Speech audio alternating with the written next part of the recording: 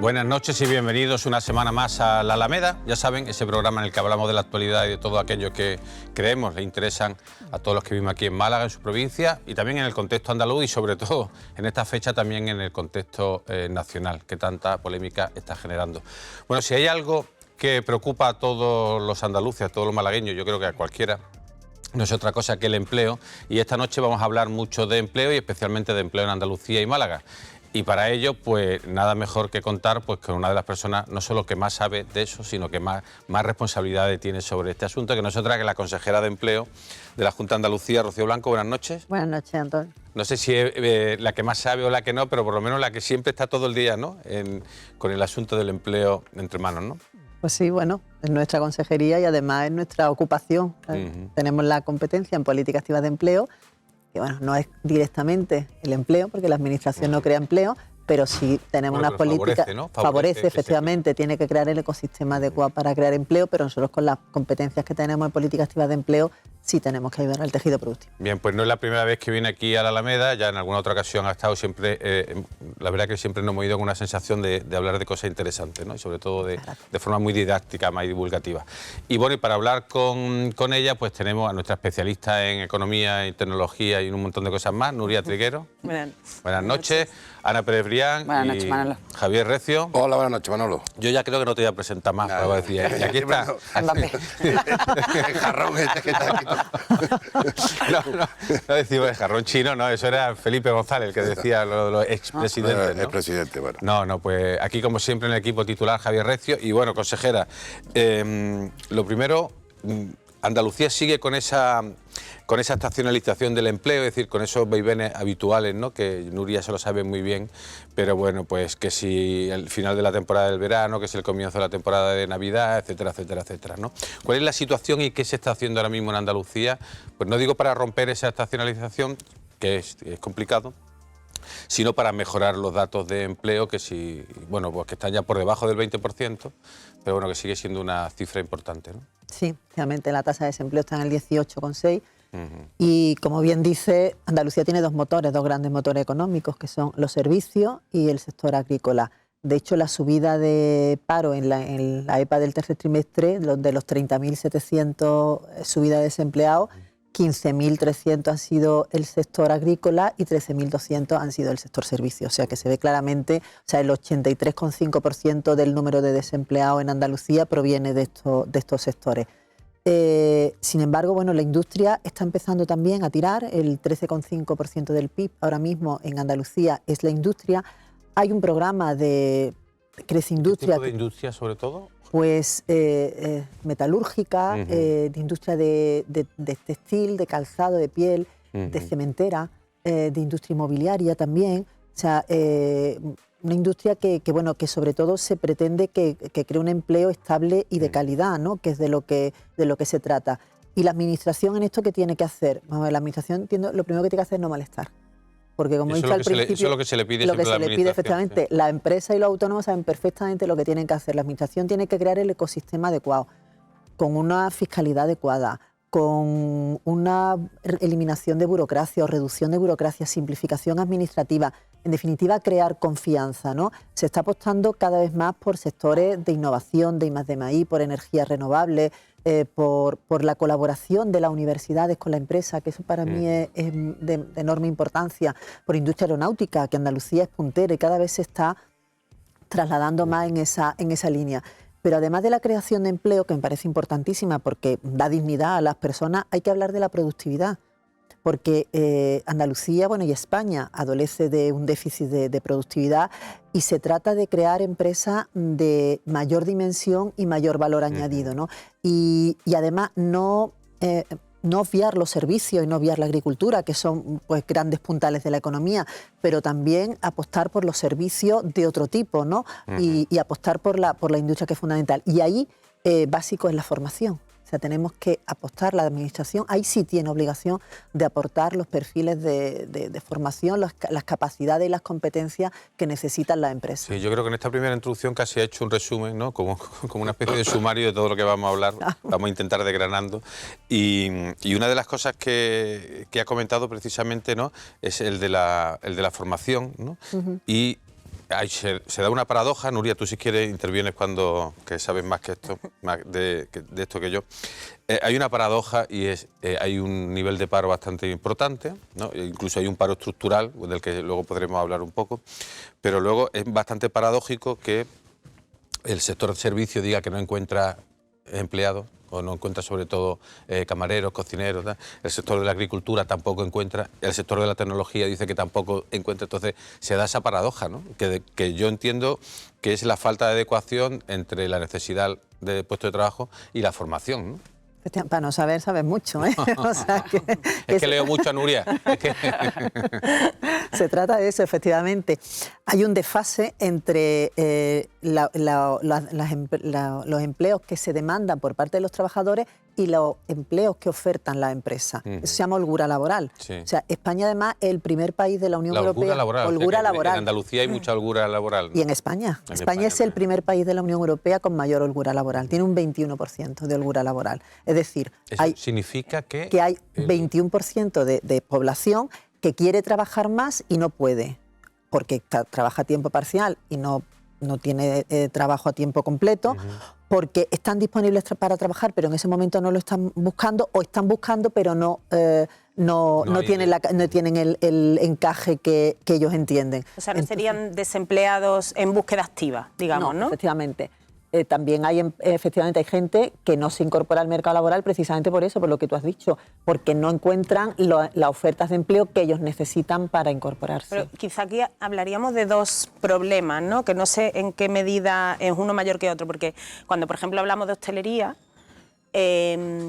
parece que, aparte del problema, es que falta personal cualificado, pero también falta personal que no necesita mucha cualificación, y ahí es donde entramos en los sueldos que se ofrecen, que a lo mejor no son suficiente motivación para sacar del desempleo aparte de esa masa de gente que está sin trabajo.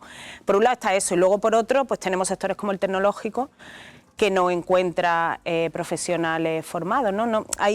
Tiene que haber diferentes estrategias, ¿no? Porque, sí. ¿Qué pesa más, en su opinión? Vamos a ver, el sector servicios, por ejemplo, tiene una falta de personal, pero yo entiendo también que obedece también a una falta de fidelización quizá al sector y de profesionalización, ¿no? Cuando tú haces encuestas te dicen que lo principal que necesita o que pide alguien que va a incorporarse a este sector, a la hostelería, por ejemplo, es la conciliación, es lo primero que piden.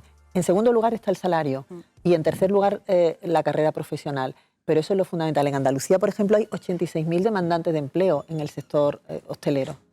Y, sin embargo, hay una falta, ¿no?, de profesionales que se quieren incorporar. De hecho, las asociaciones de hostelería y de hotelería, más de hostelería que de hotelería, lo denuncian, ¿no?, que no tienen perfiles profesionales. Entonces, ahí tenemos que dar una formación adecuada a lo que necesitan la empresa. En Málaga, por ejemplo, hay 3 escuelas de hostelería fantásticas con una inserción laboral del 100% en esta escuela. Y luego, por otro lado, los perfiles tecnológicos, que eso es otra demanda también que se nos hace. Málaga, ahora mismo estamos hablando de Málaga, se ha convertido en un polo tecnológico fundamental del sur de Europa.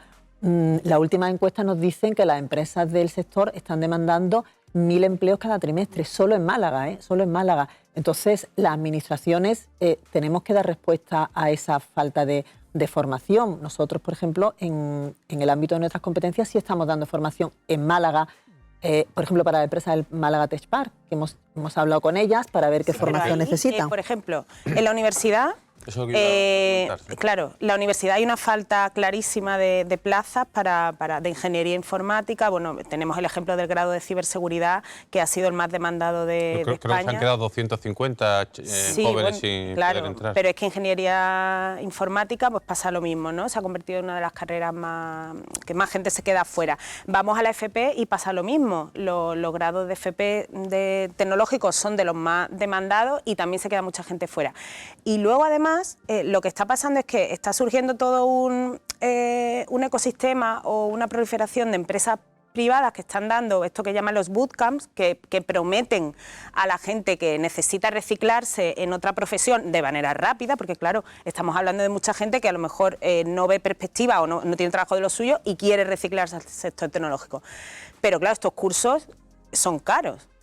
La Junta no se plantea hacer algo de este tipo o subvencionar este tipo de formación para que la gente encuentre un reciclaje más rápido, que a lo mejor una persona de 40 y tantos años pues no se plantea ir a la universidad o hacer un ciclo largo, ¿no? Pero no sé si ese tipo de formaciones pueden entrar en la hoja de ruta de la Junta.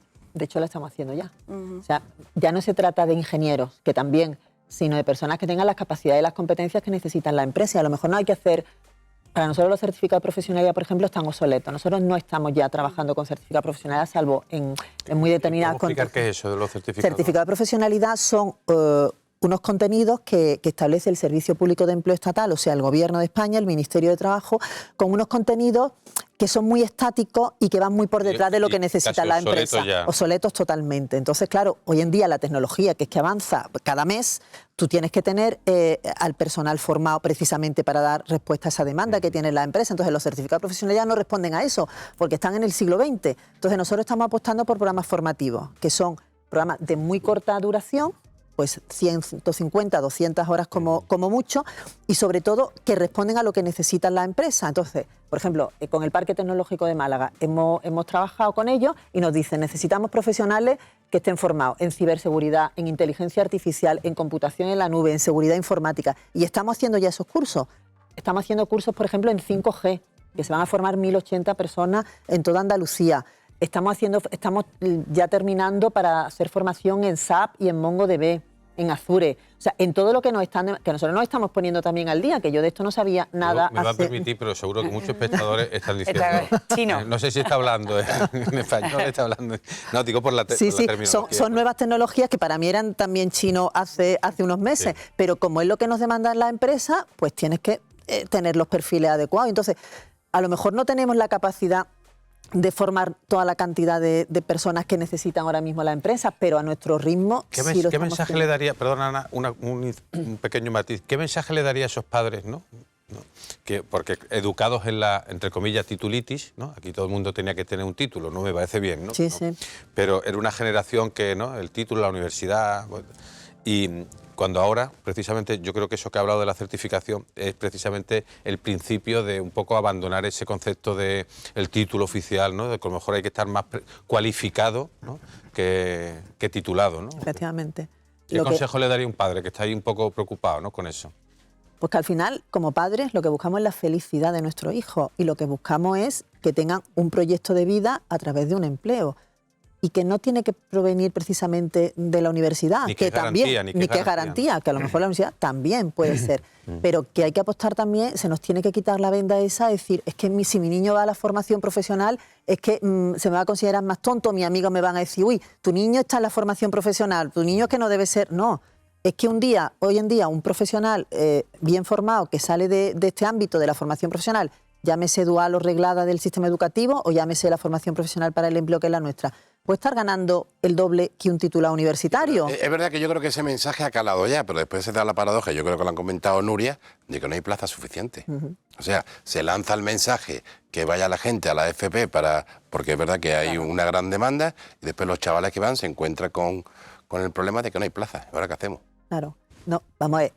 Yo sé que la Consejería de Desarrollo Educativo está haciendo un trabajo ímprobo y aumentando cada día el número de plazas de formación profesional, pero quizá no van al ritmo de lo que se necesita, igual que la universidad. Hay muchos chavales también que se quedan fuera por los cupos de la universidad. Es que el sistema... Perdón. Nada. No. A mí me gustaría dos asuntos con respecto a la Málaga Tecnológica. Se da también la circunstancia, y lo hemos publicado muchas veces en el periódico, que muchas empresas privadas también vienen con sus propios ingenieros, ¿no? Sobre todo, después de la pandemia, Málaga también se ha convertido como en ese foco de atracción del teletrabajo, del gran teletrabajo de los ingenieros. Me preguntaba si eso de alguna manera influye también con las posibilidades que tenemos aquí desde Andalucía de ofertar ese tipo de perfiles. Y después antes hablaba de los datos de la EPA, dice que bueno que sí que se está notando cierto tirón del empleo en algunas industrias tipo textil, metalúrgica. ¿Se nota ya el tirón del empleo de la Málaga Tecnológica en ese tipo de estadísticas de empleo? Por ejemplo, el Parque Tecnológico de Málaga ha incrementado su empleo en un 10% en el último año. Tiene 25.000 trabajadores. Claro que se nota muchísimo. Además, es un empleo de calidad y un empleo que no lo que decía Manolo, no tiene por qué devenir de una titulación universitaria. Si es que la empresa lo que quiere es gente con las capacidades y con las competencias. Entonces, le estamos haciendo los cursos casi como un traje a medida. Quizás no con la rapidez que ellos necesitan para cubrir toda la demanda que tienen. Pero desde luego los profesionales que salen, nosotros decimos eso, con el contenido que ellos quieren. O sea, redactamos el contenido con la empresa. Nos dicen, mira, yo necesito a alguien con este perfil, con este perfil. Y lo hacemos, como decimos siempre, como un traje a medida, precisamente para responder a esa demanda. Claro que se está notando muchísimo el tirón de la Málaga tecnológica, porque ahora mismo, a nivel de Andalucía, es el gran motor económico que tenemos. Hay una de los comentarios recurrentes es, vale, Málaga tecnológica se está creciendo, mejorando, pero en cambio la renta no termina de... Iba a decir de dispararse, ¿no? Bueno, simplemente de moverse. de subir, de moverse subir un algo. poquito, ¿no? Es decir, que la renta sigue estancada, ¿no? Y eso, uno se pregunta, ¿por qué? O sea, porque si mejora el empleo, si el empleo, según comenta, pues ya tiene un poquito menos precario, un poquito más de calidad, en teoría la renta tendría que subir, ¿no? Hombre, tenemos una población activa ahora mismo en Málaga de 866.000 personas. Claro, estamos hablando de 25.000 personas. O sea, eso todavía no te puede levantar la renta per cápita porque es muy, muy difícil. Y la productividad sigue siendo un hándicap en España, en Andalucía y en Málaga. A raíz de la productividad, Pedro Sánchez y Yolanda Díaz presentaron el acuerdo de gobierno y hablaban de la reducción de la jornada laboral. Me gustaría saber, la consejera, qué opina, si eso, cara a la productividad, puede tener incidencia o no.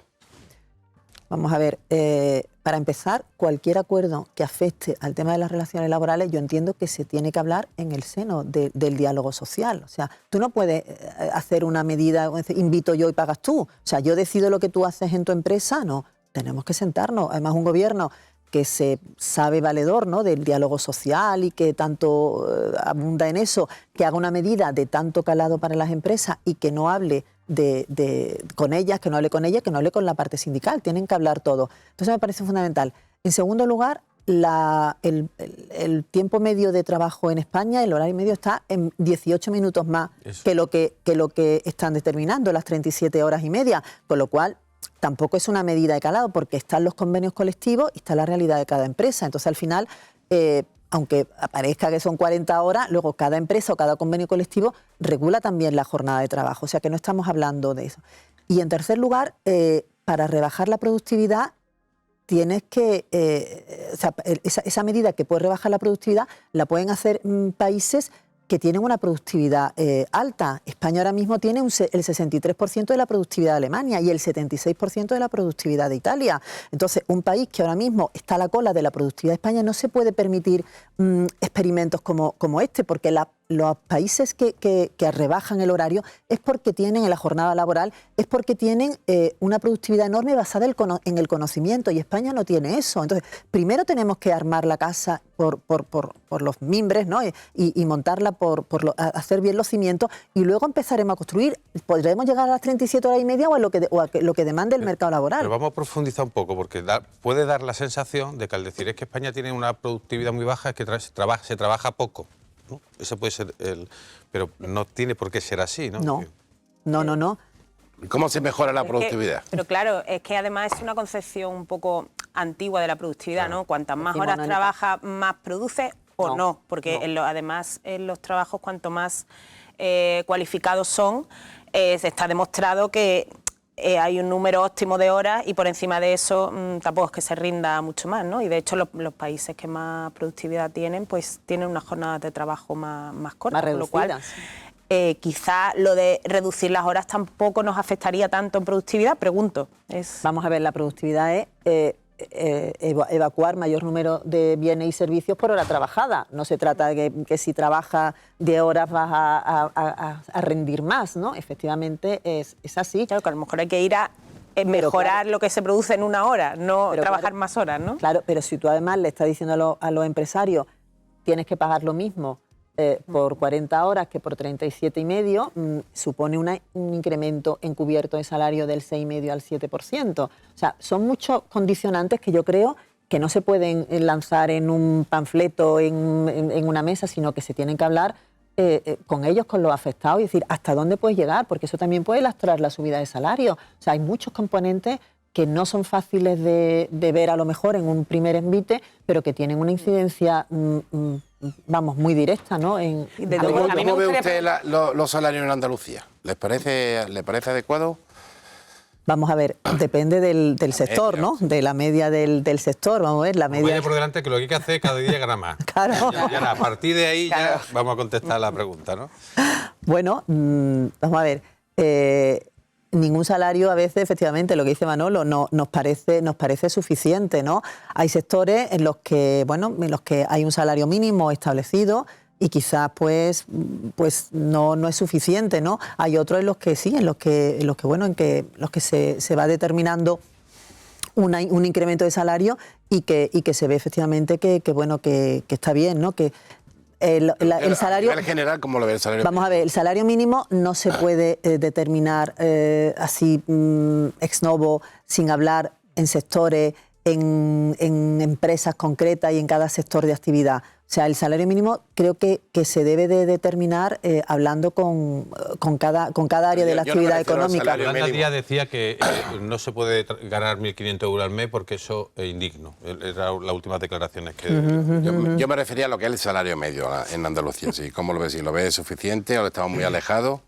Bueno, estamos alejados de la media de España, eso sí.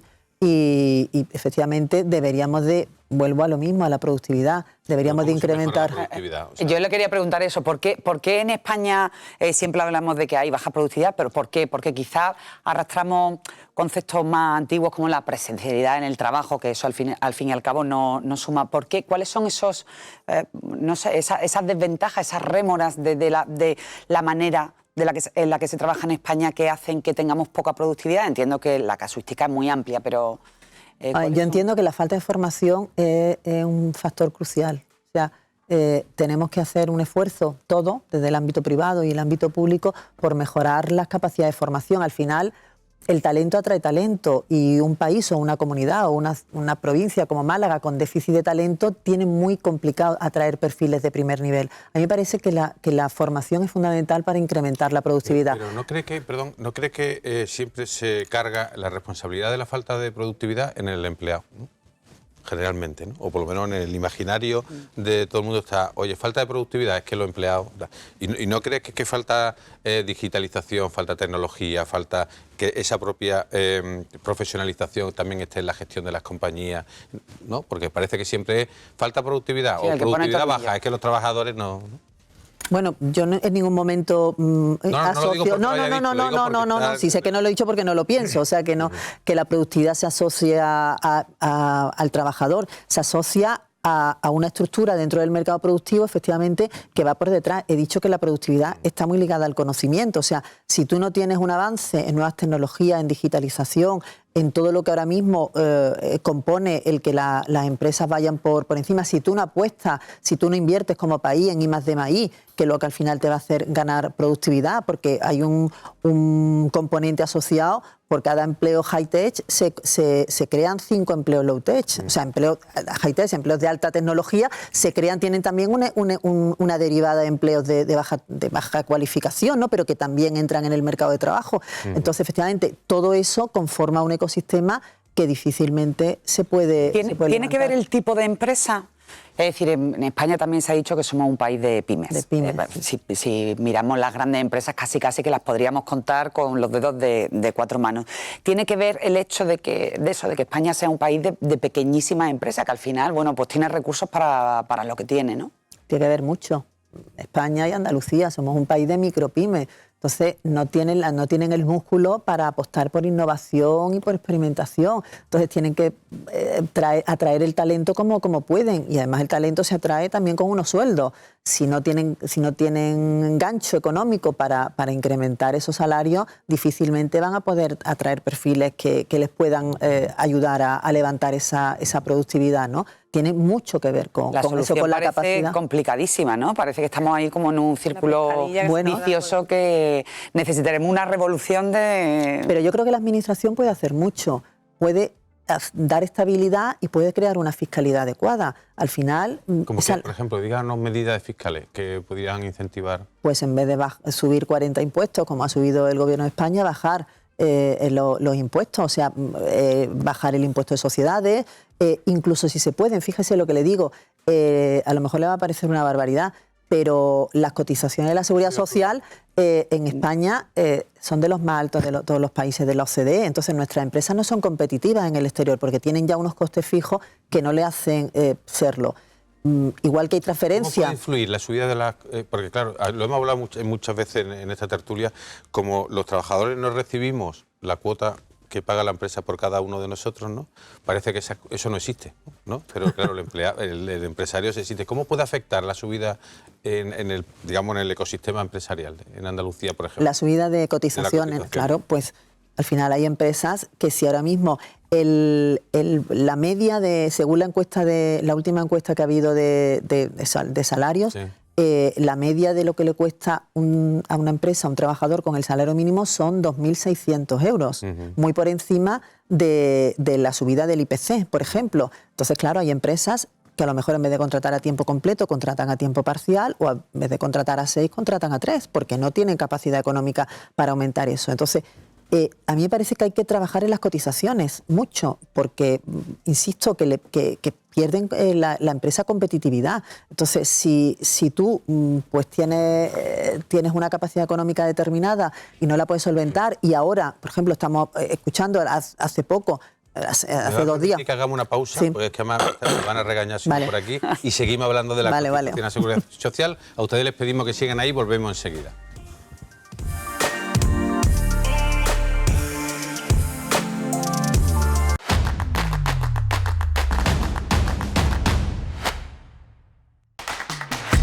Nos mudamos para que nos veas mejor. Hacemos lo posible por llevarte la mejor calidad y como pensamos en ti, nos pasamos al canal 28.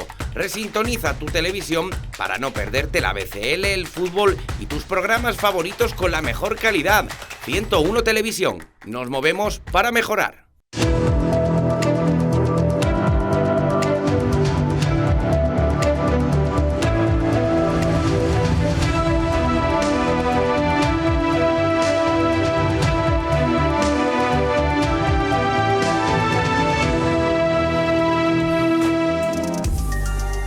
Pues reanudamos esta tertulia en la Alameda. Estamos hablando esta noche sobre empleo con los periodistas Javier Recio, Ana Pérez Brián y Nuria Triguero, y especialmente con la consejera de Empleo de la Junta de Andalucía, Rocío Blanco, que ahí al final casi no te he dejado terminar con el tema de las cotizaciones, sobre todo por la pausa que teníamos que hacer, pero bueno, pues estábamos hablando de eso, ¿no? Del impacto que tiene la subida de unas cotizaciones por encima de los salarios, estabas diciendo, ¿no? Efectivamente, entonces...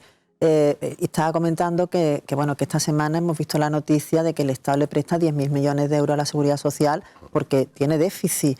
Entonces, vamos a ver, si hay un trasvase ya, cíclico, ¿no? del Estado, del presupuesto, de los presupuestos generales del Estado, el presupuesto de la Seguridad Social, y vemos que la Seguridad Social es deficitaria y además está lastrando a las empresas porque no tienen muchas capacidades, pues a lo mejor sería el momento de que las cotizaciones fueran un impuesto más y a lo mejor rebajar las cotizaciones a un límite que las empresas lo pudieran asumir y el resto, en vez de 10.000, que fuera más, pero no podemos, es difícil la composición, pero lo cierto y verdad es que las empresas no pueden asumir esa cotización si le incrementan los salarios. Entonces, a lo mejor, si el Estado asumiera parte de esas cotizaciones como impuestos, porque al final se están convirtiendo en casi un impuesto, porque la última reforma de pensiones lo que hace es que rompe el sistema de contributividad. Tú ya no recibes en proporción a lo que está aportando al sistema. Entonces, ya que hemos roto la contributividad, vamos a romperla del todo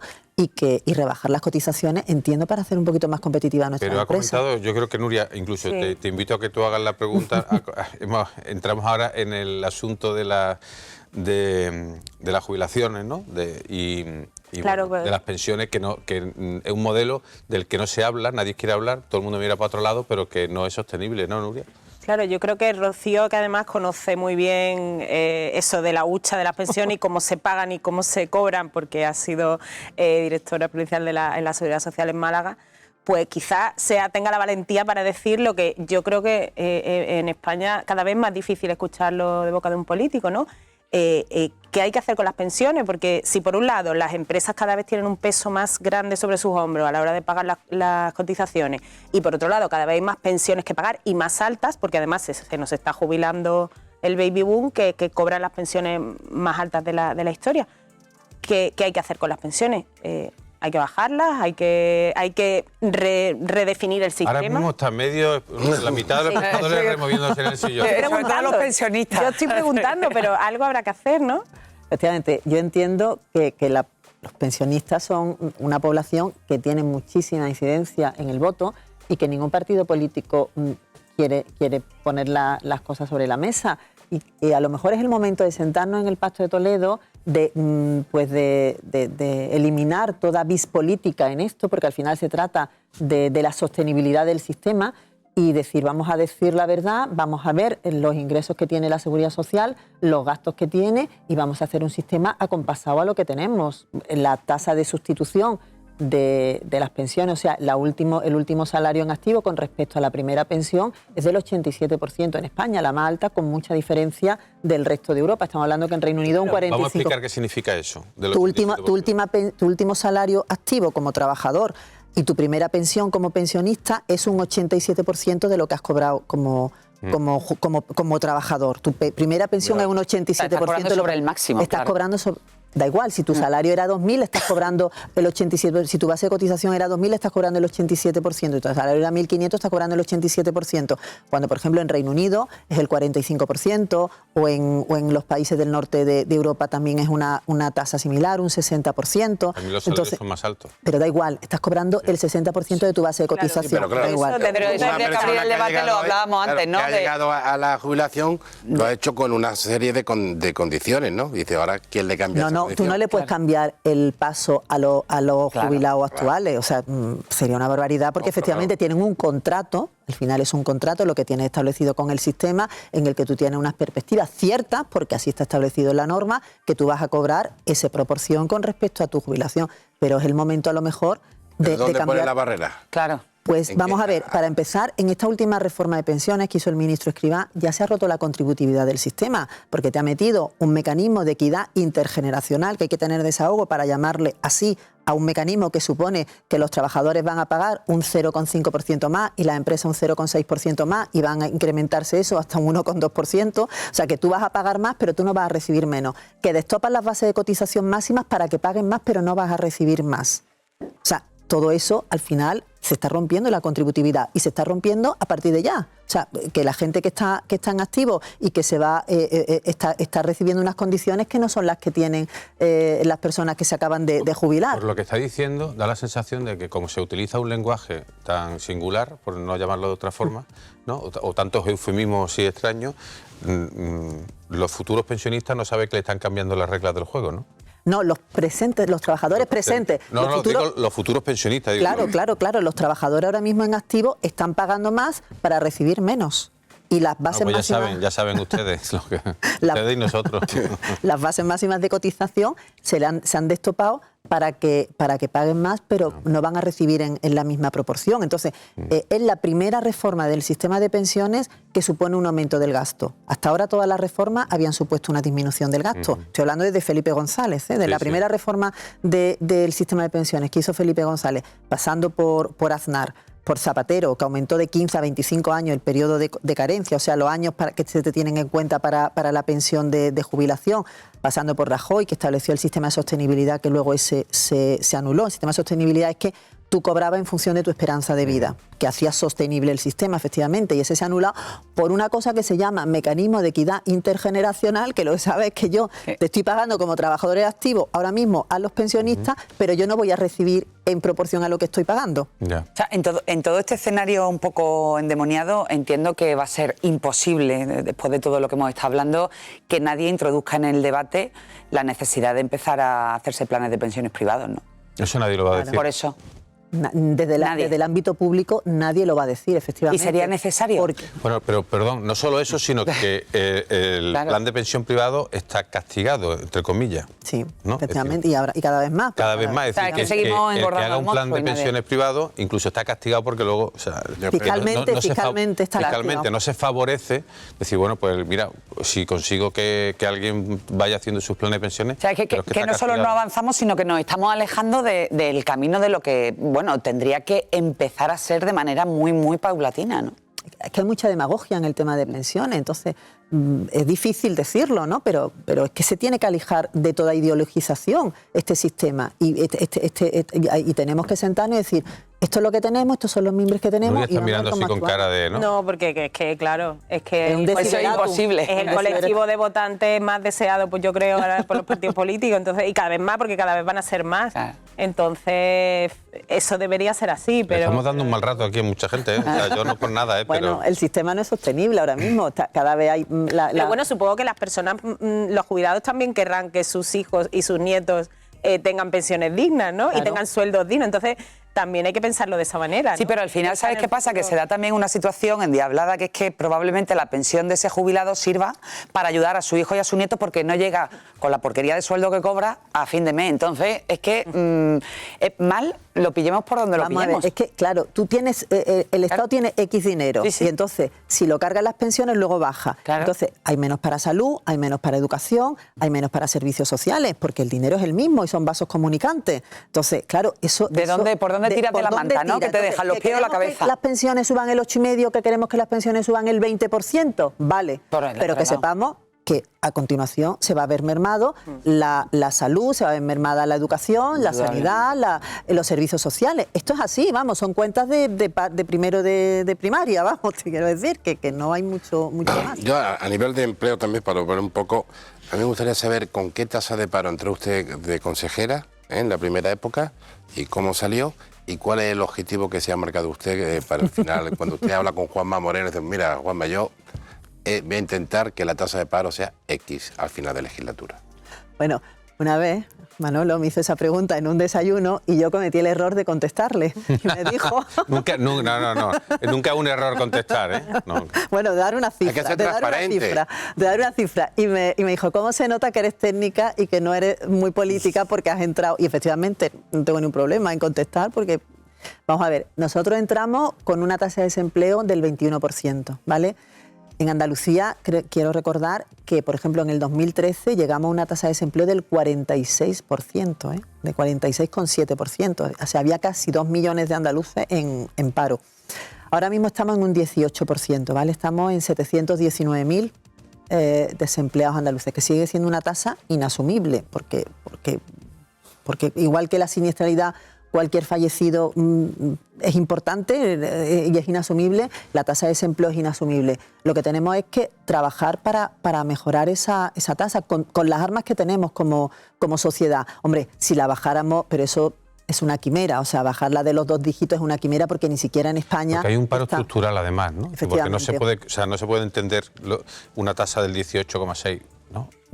Sin que haya un problema. O sea, su objetivo sería bajar de los 2 dígitos. Bueno, ese es el objetivo, pero eso es un sueño, que ya digo que ni en España, que tenemos casi un 12% de tasa de desempleo, se va a bajar de los 2 dígitos. Y ese paro estructural en Andalucía, o sea, eso que ya no se puede combatir, ¿no? Porque, o sea, ¿qué influencia tiene en este, más o menos, en este 18? Bueno, hay un suelo, que ese suelo no se va a poder bajar nunca. O sea, y lo que pasa que nosotros no nos resistimos a sacar esa gente de esa bolsa, ¿no? Que no puede ser residual, sino que quizás como administración pública tienen que ser el objetivo fundamental al que tenemos que ir. O sea, las personas que están formadas y que tienen una capacidad determinada, eso se colocan solo, eso no necesitan la ayuda de la administración. La administración tiene que estar precisamente para propiciar la inserción laboral de ese colectivo que no es tan fácil. Nosotros estamos ahora pues cambiando el Servicio Andaluz de Empleo precisamente para propiciar ese match, ¿no? ese enganche, ¿no? de las ofertas con las demandas, para permitir que las empresas tengan los perfiles adecuados, para que confíen en nosotros y que le demos los perfiles adecuados, y lo estamos haciendo con inteligencia artificial, con bases de datos muy potentes.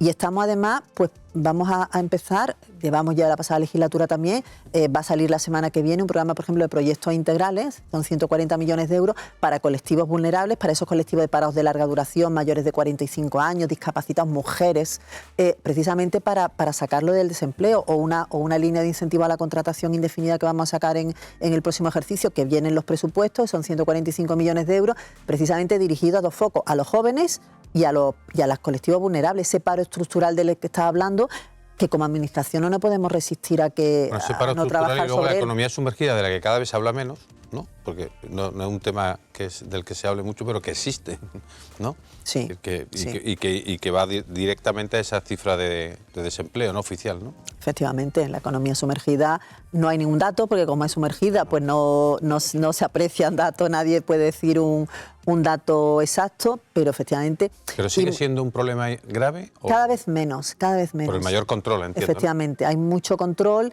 y luego también, todo este tipo de actuaciones que se están llevando a cabo propician el que cada vez haya menos economía sumergida. Sin embargo, una subida del salario mínimo desproporcionada o una subida de las cotizaciones salariales desproporcionada hace que muchas empresas tengan que prescindir, y entonces mucha gente lo que estamos haciéndola es desde el propio Estado llevándola a la economía sumergida, porque no tienen otra manera a lo mejor. Sí, parece que no, pero están lanzando una cantidad de dardos ahí al gobierno, a la política del gobierno central, que no es aquí con cara de buena, ¿no?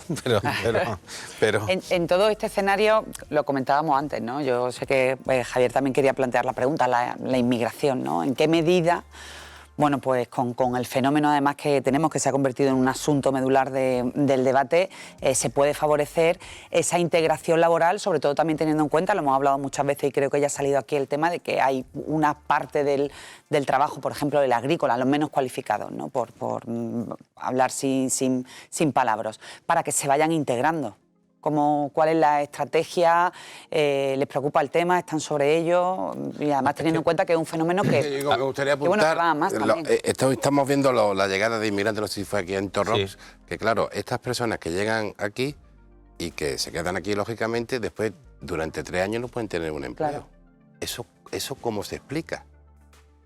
Vamos a ver, la política migratoria no es competencia autonómica. No, yo digo, sí, entonces, estoy hablando pero sobre bueno, su al final opinión. hay que ¿Usted es gestionar partidaria de para que ese plazo, que claro, es condenar durante 3 años a estas personas a buscarse la vida de cualquier forma, o en la economía sumergida? O a irse de España a otros países, porque muchas veces utilizan España como vía de- como Sí, una pero, vía de paso, ¿no? Le hemos querido preguntar porque, claro, muchas veces yo creo que hay una xenofobia latente, ¿no? Ahí en esta sociedad, pero que no se asume que, bueno, pues que hay muchos sectores en el empleo, agrícola, Claro. asistencia social, es decir, asistencia a mayores, asistencia a enfermos, que hace falta población inmigrante, ¿no? Porque es que si no el sistema no es sostenible, ¿no?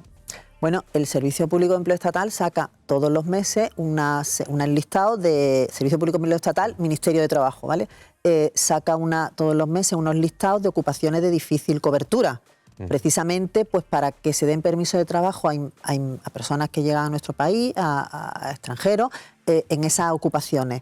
Entonces, en esas ocupaciones sí pueden tener cabidas, porque en la otra entienden que hay capacidad de absorber esos perfiles. Lo que dice Javier, que si por ejemplo hay un déficit en atención social, digamos, en atención a enfermos, discapacitados, resulta que, por ejemplo, personas como las que han llegado no pueden trabajar, aunque pudieran hacerlo, ¿no?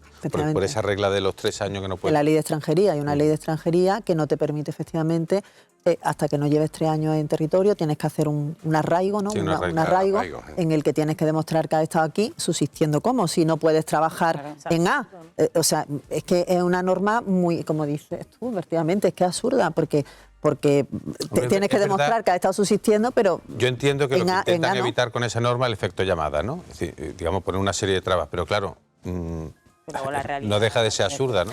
Es que la realidad es tozuda. Está expulsando, ¿no? claro. Mucha y gente con trabaja, casos ¿no? especialmente sangrantes como los de los menores, por ejemplo, Sí, ¿no? Que están en centros de acogida, cumplen los 18 años, los Y ponen ya en la a la calle calle. y no pueden ni trabajar. Dices, pero vamos a Y, ver. y dejan de ser literalmente en la niños, calle. y no dejan de ser niños. Pero que los has tenido cuidándolos, acogiéndolos hasta que han cumplido los 18 y cuando cumplen 18 y un día, oye, ya, hasta luego.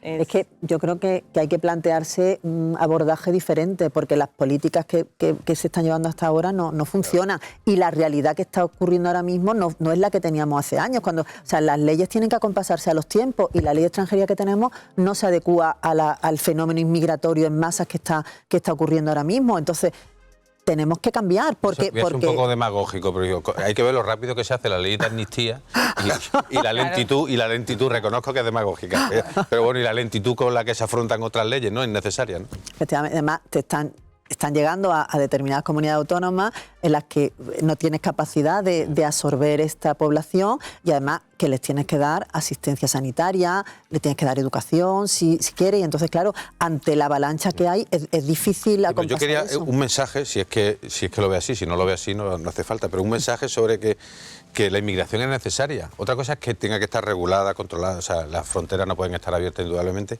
pero que es que España necesita a esos inmigrantes, ¿no? A eso o a otros muchos, ¿no? Es que necesitamos, efectivamente, o sea, lo ha dicho Ana antes, cada vez hay menos trabajadores sosteniendo una pensión. Se necesitan ahora mismo 3 trabajadores para sostener una pensión, con lo cual el fenómeno inmigratorio es necesario para que se incorporen al mercado de trabajo, porque necesitamos muchos activos para pagar las pensiones. Cada vez hay más pensionistas, más población pasiva que se sustenta con una franja más pequeñita de activos, de trabajadores en activo. Entonces necesitamos ensanchar esa franja de trabajadores en activo para que puedan pagar las pensiones. Y si ahora mismo los nacidos en España, ya que ya sabemos los que han nacido, no van a ser capaces de pagar las pensiones de ese baby boom que está saltando ahora mismo a las jubilaciones, porque ya sabemos los que han nacido y los que van a incorporarse, aunque se hubieran incorporado al mercado de trabajo, el 100% de todos los nacidos no tienen capacidad de asumir esas pensiones, con lo cual necesitamos un extra, y necesitamos mano de obra, y necesitamos más trabajadores en activo, y solo lo podemos conseguir a través de la inmigración. Bien, Javier, yo creo que vamos a dar salto, ¿no? Sí, me gustaría los presupuestos que hoy ha estado la consejera presentando aquí en las cuentas provinciales para Málaga. Por un lado, me gustaría que destaca, y después hay una pregunta que nos hacemos muchos malagueños. Al final los datos son tozudos, somos la penúltima provincia andaluza en inversión por habitante. Bueno, yo puedo hablar de mi libro, que es nuestra consejería. No, usted ha pero da la rueda de prensa. No. El gobierno... Esta mañana ha dado una rueda de prensa con Arturo Bernal. El gobierno es un órgano colegiado. Bueno, vamos a ver. Creo que se hace un esfuerzo enorme en el presupuesto de una comunidad autónoma, y el dinero no es infinito. La autofinanciada, que es el dinero que sale de las arcas de los andaluces, es el dinero más difícil de conseguir. Luego tenemos el acopio de los fondos europeos y de las sectoriales que nos vienen del Gobierno de España.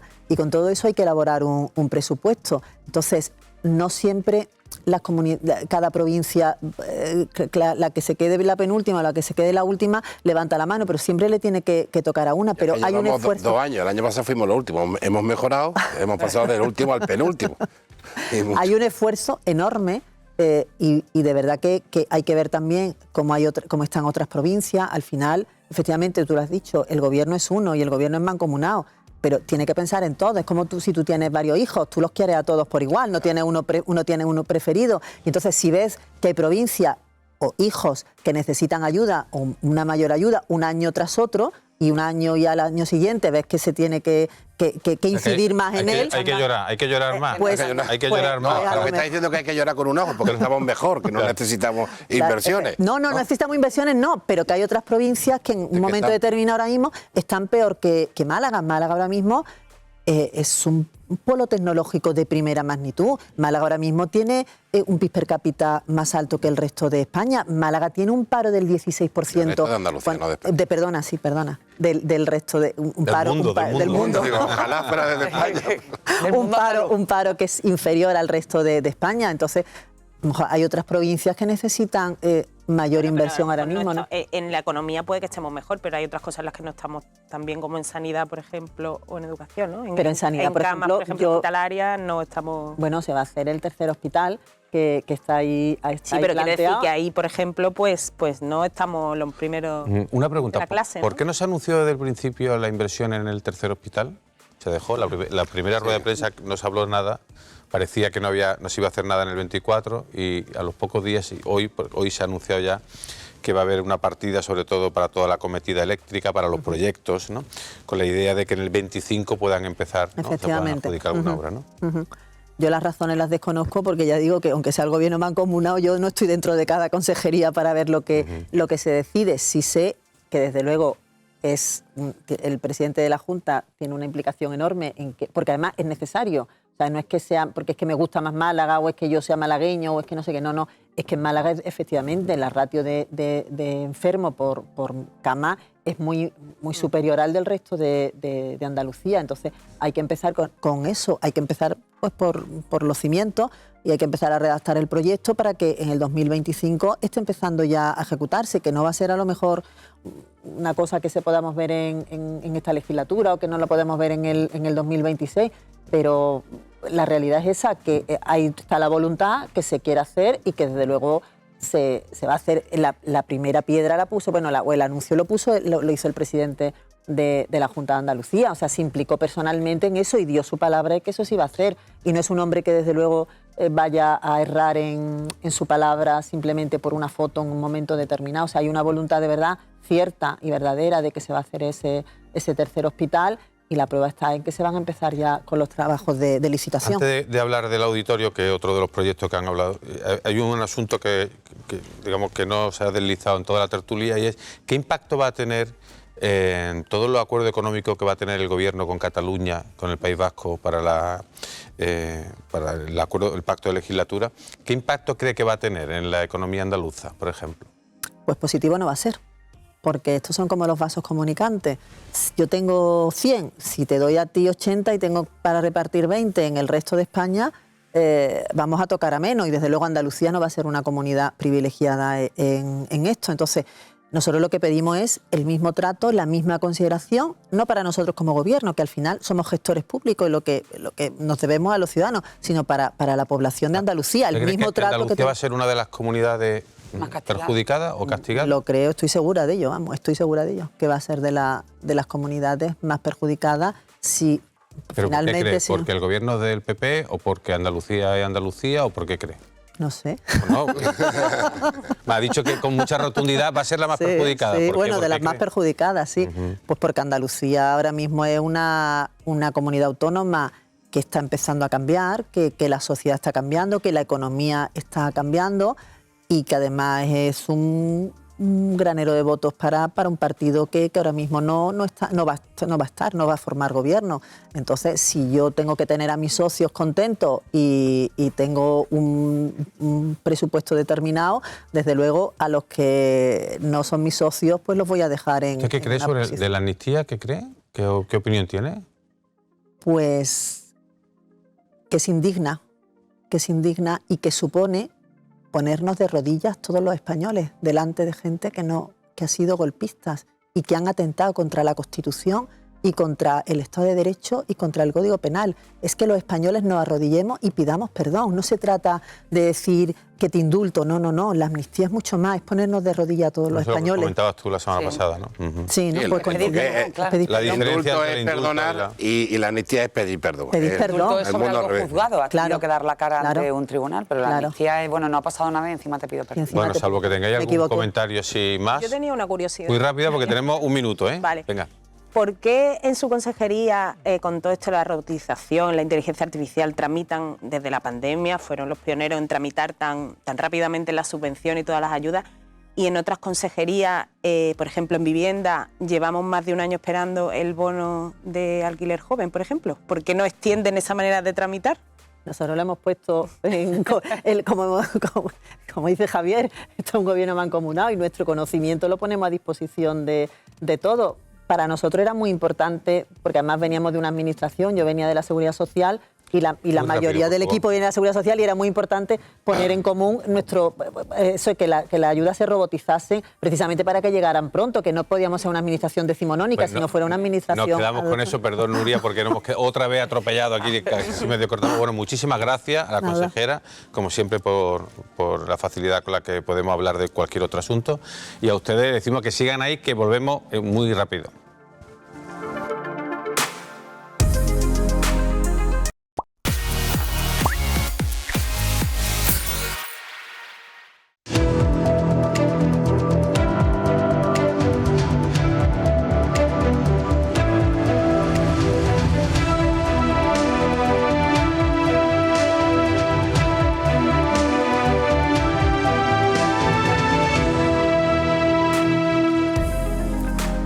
Pues estamos de nuevo en la tertulia de la Alameda, ya saben, esa mesa en la que hablamos de todo lo que nos interesa a Málaga y su provincia. Estamos con Javier Recio, Ana Pérez Brián, Nuria Triguero y se incorpora a la mesa la llamada Montipedia, que no es otro que Antonio Montilla Romero, Buenas noches. Especialista en un montón de cosas y de temas, y que hoy has estado en el Ayuntamiento de Mijas, donde ha habido un cambio de gobierno. Efectivamente, sí. Esta mañana pues se ha consumado o ha prosperado la moción de censura que se presentó hace 11 días, porque teóricamente la moción se debate 10 días después, hubiera caído en festivo, con lo que ha separado 11 días después.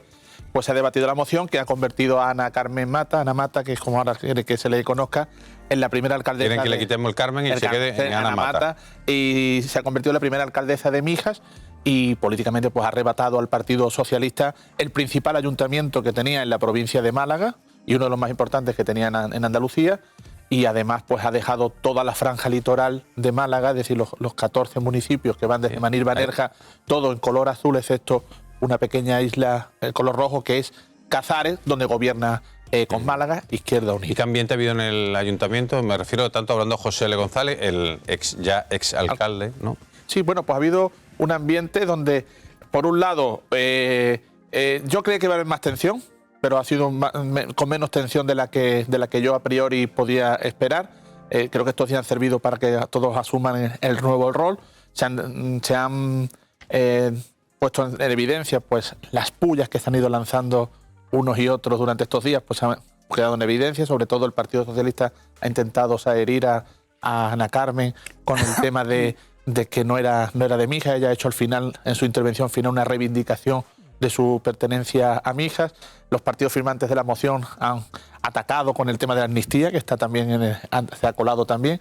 Y después ha habido un gran desembarco de dirigentes políticos de todos los partidos, ¿no? Fundamentalmente las dos delegaciones mayoritarias han sido la del Partido Socialista y la del Partido Popular, aunque también ha habido gente de Vox, que va a entrar por primera vez en un gobierno en la provincia, incluso de Ciudadanos, que también ha perdido el último reducto de poder que le quedaba en la provincia de Málaga, precisamente en el municipio donde llegó a gobernar, que era Mijas. Me ha llamado la atención Maldonado, que ha dicho en una de sus intervenciones, la única intervención que ha tenido, que uno de los elementos decisivos que le llevaron a apoyar la moción ha sido precisamente la amnistía. Es decir, ha dicho eso en la intervención. Como si hubiera sido... Y después mucha gente, ¿no? El ayuntamiento ha tenido que habilitar un espacio en la planta baja del ayuntamiento para que la gente pudiera seguirlo a través de unas pantallas. Y bueno, pues lógica frustración en el Partido Socialista.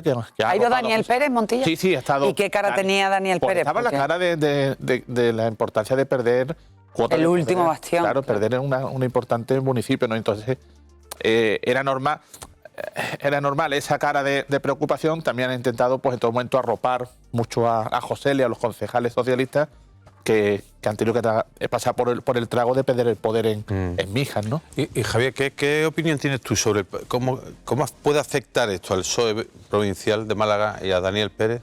Hombre, yo creo que el PSOE provincial ya andaba bastante tocado, ¿no? Y este puede ser la puntilla, ¿no? Porque es verdad que el Partido Socialista pues tiene una cuota de poder ahora muy pequeña. No sé si era del 8...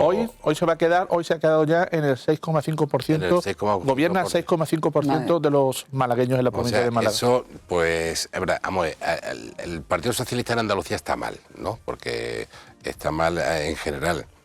Aquí está particularmente mal. ¿Qué puede pasar con esto? Pues esto puede provocar un movimiento interno que a lo mejor quieran en unos meses, cuando empiecen los congresos provinciales, en el caso de Málaga, de que le puedan mover la silla a Dani Pérez. Sí, pero ese movimiento de silla de Dani Pérez, ¿a quién pondrían en su lugar? Porque ya hubo ese debate cuando Dani dio el paso al frente y decidió te aseguro yo que presentarse. Para ocupar una silla siempre hay hay tortas. o alguna voluntaria. Y sobre todo ahora que se han quedado con cada vez menos poder. Ya hay que repartirla a las migajas. Un dolor de cabeza grande para Dani Pérez, que yo creo que no le ha llegado este problema todavía porque a nivel general el Partido Socialista está mal, ¿no? En Andalucía tiene una importante de poder. Hay dos claves fundamentales. Una es una clave regional, a mi juicio, que es el Partido Socialista en 2018 pierde la Junta de Andalucía, es decir, pierde el poder, el gran poder institucional que tenía en la región, y el Partido Socialista todavía no ha encontrado su sitio, aunque parezca que sí, no ha encontrado todavía su sitio ni en la oposición, política en Andalucía, ahí está que Juanma Moreno el año pasado ganó por mayoría absoluta en toda Andalucía, ni ha encontrado su sitio en la sociedad, en la pérdida de contacto con la realidad social de los municipios de la provincia, de Andalucía en general y de la provincia. Y ahí, en ese problema general que tiene el PSOE en toda Andalucía, la provincia de Málaga siempre ha tenido una circunstancia especial, porque cuando el PSOE en Andalucía estaba bien, la provincia de Málaga era aquella provincia donde estaba peor el Partido Socialista, si analizamos históricamente, ¿no? Es donde empieza a perder primero grandes ciudades, la franja litoral, a partir del año 95, si se analiza históricamente, pues es la zona en la que empieza a perder. Entonces, claro, ahora que el partido está en una situación en Andalucía peor, pues claro, en Málaga se nota mucho más, ¿no? Málaga está mucho peor. Claro, ¿qué pasa? Que el resultado del 28M fue un resultado muy malo para el PSOE en la provincia de Málaga. Paralelamente muy bueno para el Partido Popular. ¿Qué pasó? Que la convocatoria de elecciones generales paralizó cualquier movimiento interno que se hubiera podido producir en el Partido Socialista. Y a su vez, el hecho de que los resultados de las elecciones generales haya permitido, como estamos viendo estos días, que el PSOE vuelva a gobernar, ha paralizado cualquier circunstancia. ¿Qué pasa? ¿O qué es lo que se prevé? Hablando un poco, le preguntabas qué puede pasar en el futuro. Cuando se forme el gobierno, si se forma en los próximos días, se inviste y se forma, el Partido Socialista, yo supongo que a lo largo del año que viene abrirá un proceso orgánico interno, porque ya que el presidente del gobierno querrá hacer ese proceso orgánico en el partido desde la presidencia del gobierno. Entonces ahí sí se abrirá una situación que, bueno, veremos a ver cómo te pasa, no solamente en Málaga, también qué va a pasar en el PSOE de Andalucía. Juan, ¿cuál es tu opinión sobre Juan Espada, ¿no? Y el papel que...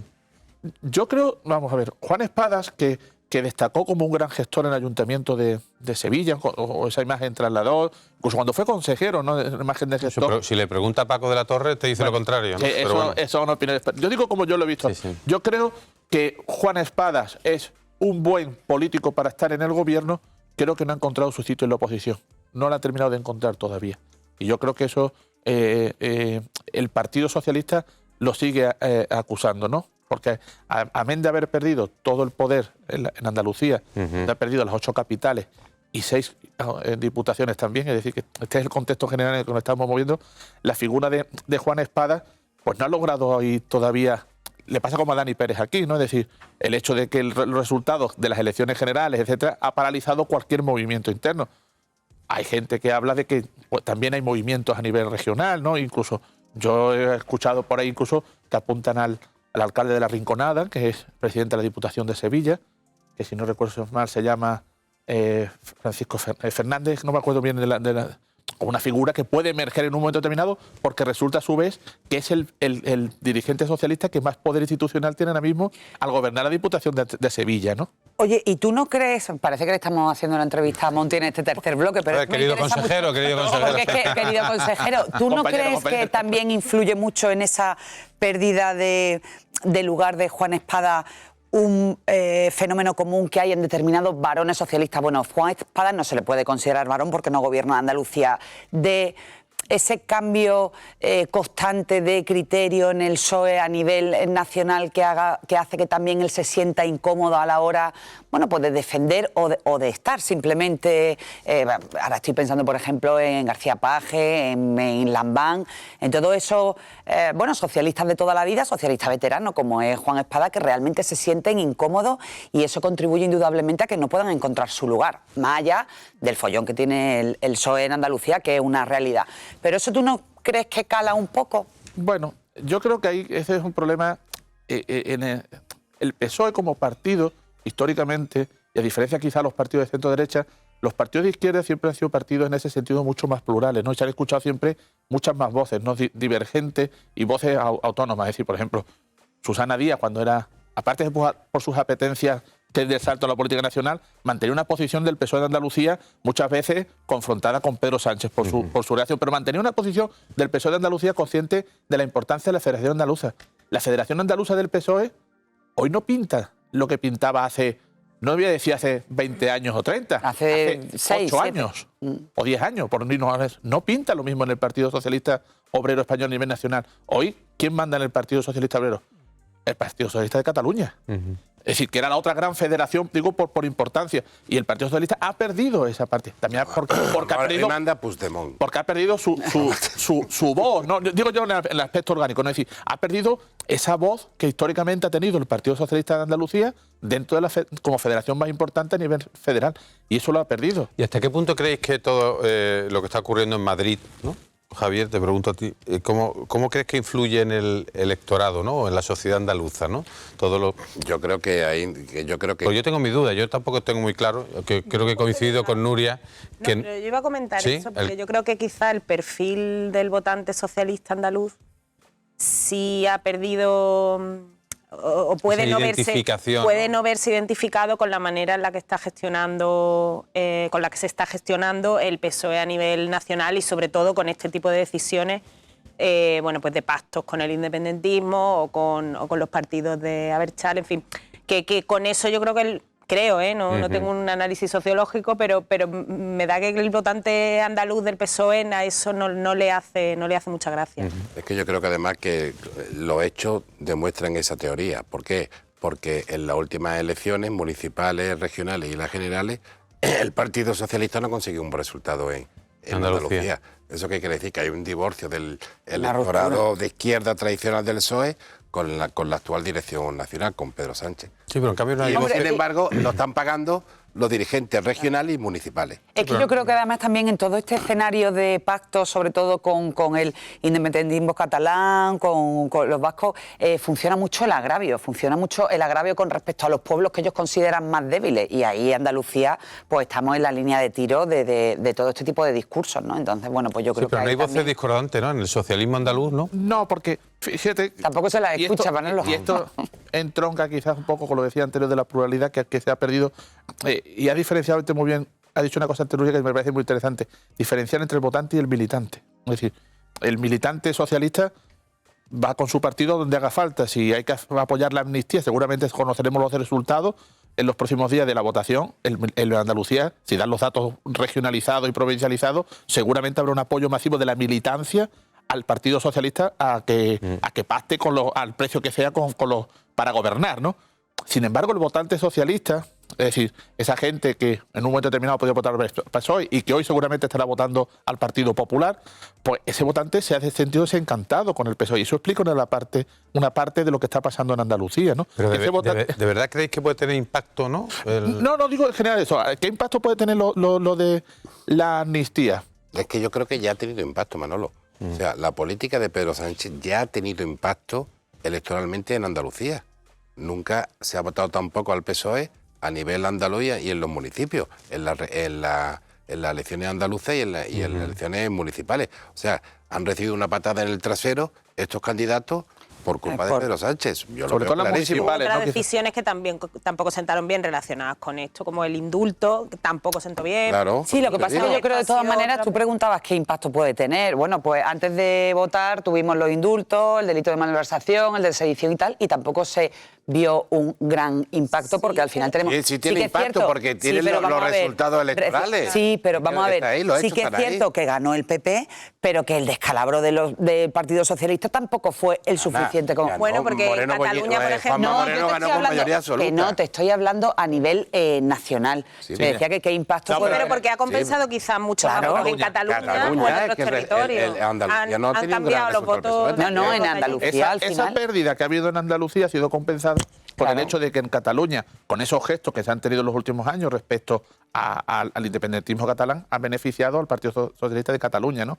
Pero sí es verdad que la gran, y perdón por la expresión, patada al Partido Socialista o a Pedro Sánchez se la dieron en el trasero de los candidatos a las elecciones municipales. Es decir, alcaldes que gobernaban, candidatos que tenían opciones... y ahí está la pérdida de poder territorial. Es decir, que ahí está demostrado. Es verdad que en las generales hay un cierto, aunque tiene un mal resultado en Andalucía, pero en el contexto general y sobre todo en la expectativa de generar una posibilidad de gobernar, eso ha mitigado todo lo que pudiera haberse producido.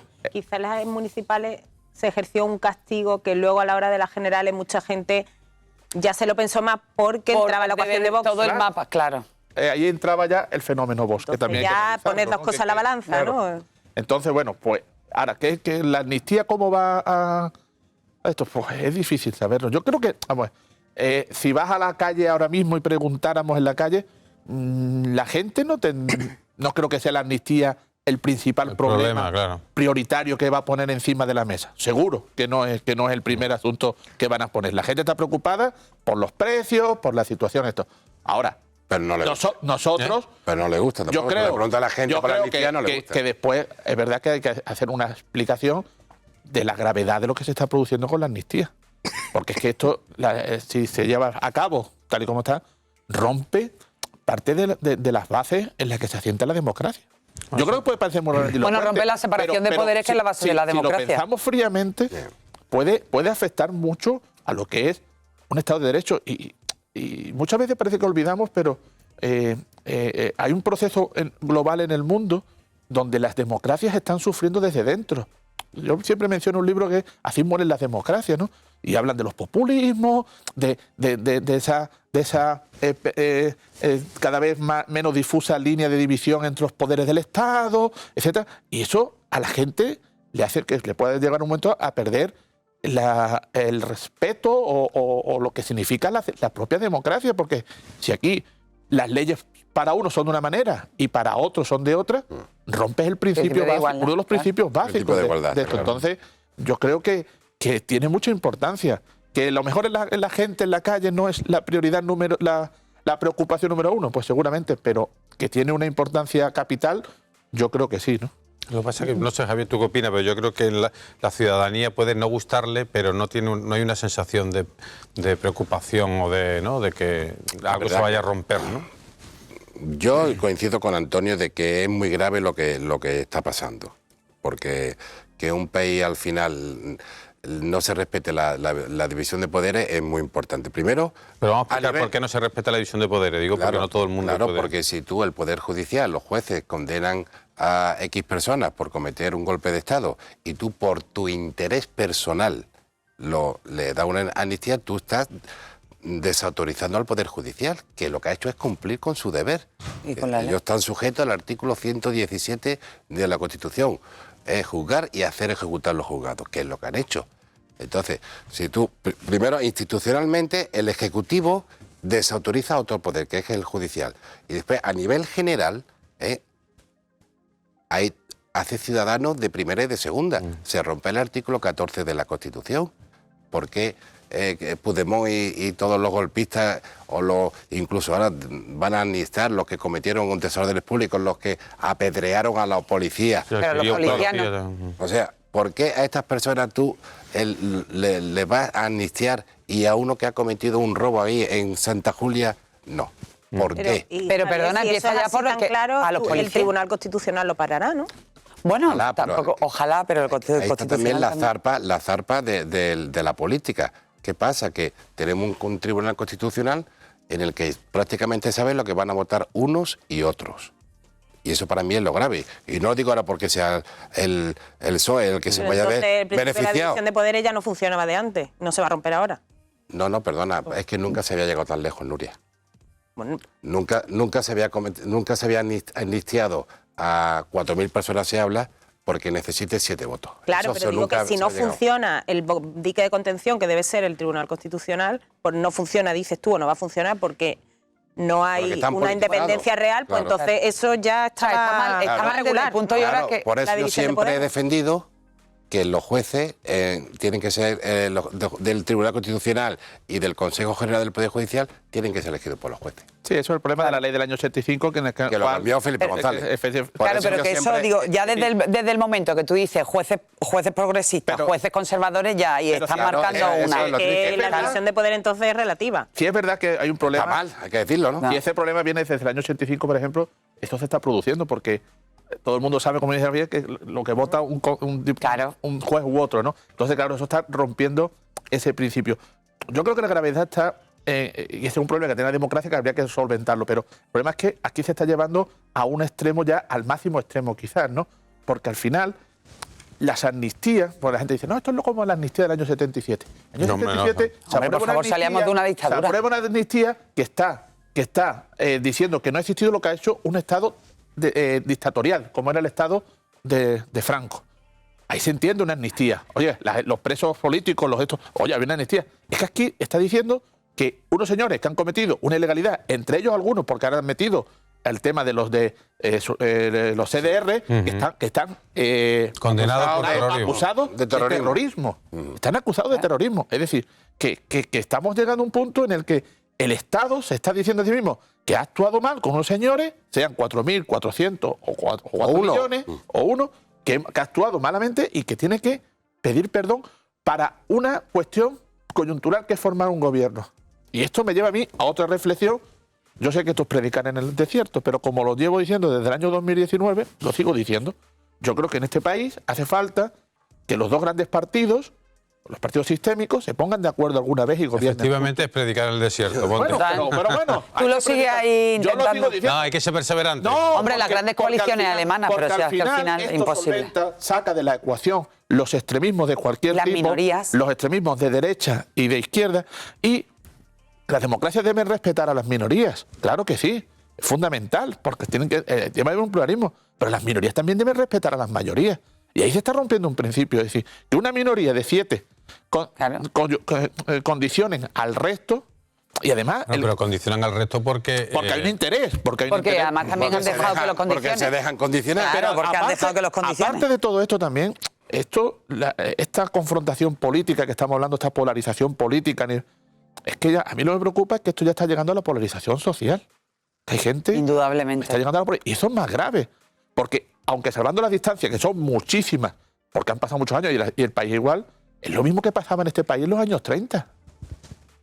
Parece que no aprendemos de la historia. La polarización política que se traslada a la polarización social en los años 30 en España, estamos viviéndola igual.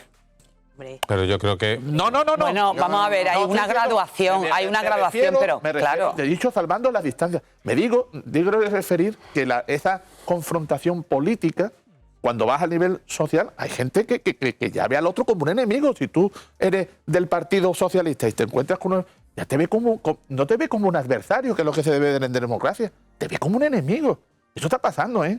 Y nada más que hay que asomarse a las redes sociales, que tienen el valor que tienen, pero también es un termómetro. La mayoría de la gente bueno, pero no se mueve en eso. pero la mayoría de la gente, pero también se aprecia un poco, lógicamente, salvando todas las distancias. Estoy con Montilla.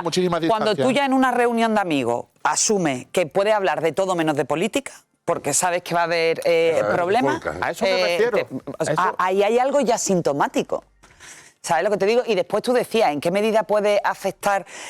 Yo creo que probablemente tengamos investidura, porque al final vamos a comernos todo lo que nos propongan los independentistas, pero después la gestión del país, después vienen muchas, y después tenemos que tener en cuenta que en todo ese grupo de partidos, que ahora mismo solo miran hacia la investidura, hay una sensibilidad absolutamente contrapuesta. El PNV y Junts, que son de un espectro más de centro-derecha, bueno, de derecha, la burguesía catalana y la burguesía vasca, yo creo que van a tener muy difícil encaje con lo que proponen grupos como RC, como Bildu, claro. O sea, que es que la gobernabilidad va a ser imposible. Un escollo que va a surgir. Presupuesto. Pero aparte del presupuesto, que yo creo que lo primero que está negociado en el acuerdo de investidura, creo que va el presupuesto del año que viene, porque tienen que sacarlo adelante, pero vamos a ponernos la reducción de la jornada laboral. Bueno, el PNV te va a decir que... El PNV va a votar eso en el Congreso de los Diputados cuando ya el empresariado vasco ya le ha dicho que, ojo, por un expresidente del PNV como es Josu Jon Imaz, que está al frente de Repsol,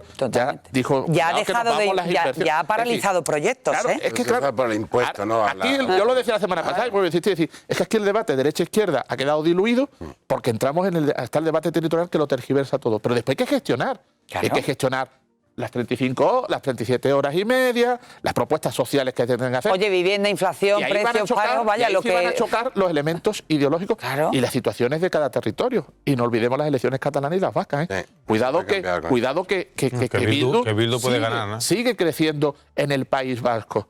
Porque claro, el PNV ha perdido también en el País Vasco parte de sus grandes apoyos por esa política que inició en el año 2018, cuando una semana le dijo al PP que iba a aprobar el presupuesto del año siguiente y la semana siguiente firmó una moción de censura para echar a Mariano Rajoy y poner a Pedro Sánchez. Eso en parte del electorado vasco no se entiende. Y también explica el crecimiento que ha tenido, por ejemplo, el Partido Popular en el País Vasco. Bueno, pues vamos a esperar, ¿no? Porque ya va a ser cuestión de días, ¿no, Javier? Sí, se habla de que puede ser la semana que viene ya cuando se produzca la investidura de Pedro Sánchez y vamos, y al final era una investidura esperada, ¿no? Desde el día que Desde el 23, ¿no? Desde el 23. día 23 de julio, Sí. lo que nadie sospechaba era el alto precio que se iba a pagar. Pero fíjate que los titulares del día 24 de la Yo te lo iba a decir, ya la de la noche electoral era... Todos titulaban con todo queda en manos de Puigdemont. Puigdemont. Nosotros mismos en el periódico... Sí. Esa noche que ya lo dependía decíamos. de Puigdemont. Puigdemont nadie le había prestado atención durante la campaña electoral. Era un prófugo y Puigdemont ha pasado a protagonizar. Y respecto a lo que dice, se puede dar el caso que Pedro Sánchez, su primer gran acto como presidente electo, sea en Málaga el próximo sábado, no el siguiente, en la participación que va a tener aquí en Málaga en la reunión de la Internacional Socialista Europea, en la que va a participar, en principio viene el canciller alemán, el presidente portugués y líderes de las laboristas de toda Europa y el presidente del gobierno o en funciones o electo. Bueno, yo iba a ser mala, le iba a decir que a lo mejor el primer gran acto es ponerle la alfombra roja en la frontera a Puigdemont para que llegue con todos los... En Falco, más llega en Totalmente. Falco. Bueno, Bueno, pero a mí me queda una duda. Yo no sé los juristas cómo pero la ley de amnistía, tú puedes acordarla. La ley de amnistía se tiene que tramitar. el Senado va a empezar, ¿no? Bueno, y el Senado hasta ya que lo se tramite, va... no se puede aprobar. El Y hasta Senado que lo va a apruebe, frenar. No puede salir en el el BOE, no se puede. Es decir, que Puigdemont no puede venirse al día siguiente aquí a España, no. porque será detenido. Puede venir, pero será detenido. No creo que sea. No va a así. venir. Pero bueno, gracias Montilla, Antonio, gracias Nuria, Ana y Javier y especialmente pues gracias a todos ustedes por acompañarnos una jornada más en este debate que ya saben coproducido por 101 Televisión con su equipazo y el equipazo también del periódico Sur. Hasta pronto.